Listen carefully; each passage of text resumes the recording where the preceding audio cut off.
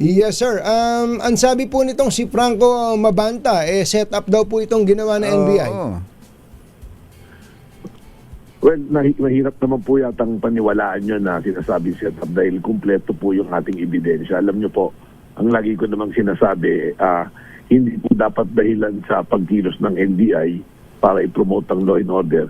Ang basere yung opinion, politika, kailangan po kung saan po tayo dadali ng ebidensya. Yun po yung ating susundin. At nakita nyo naman po, nung sinabi niya kasing naglabas siya na setup, may mga naglabas po ng video na nandoon siya sa isang hotel sa Makati, kausap yung tao, tapos yung conversation po, naglabasan.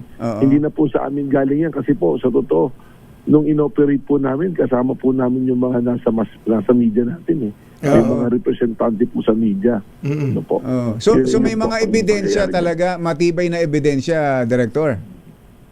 Tama po kayo. Nakita naman po yung ebidensya. At yun naman po mga salita na ganyan, mababalidate natin pag dumaan po sa korte.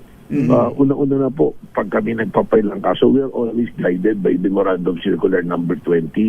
Napakaganda mo nitong circular na to na ginawa po nung dating Secretary Boying Limulya na kapag po mag-file ka ng kaso, kailangan meron ka ng yung reasonable certainty of conviction.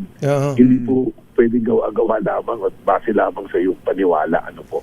So para po sa NBI, ito po, shoot po ito. Itong sapat yung mga tangan yung ebidensya to stand court scrutiny, sabi nga.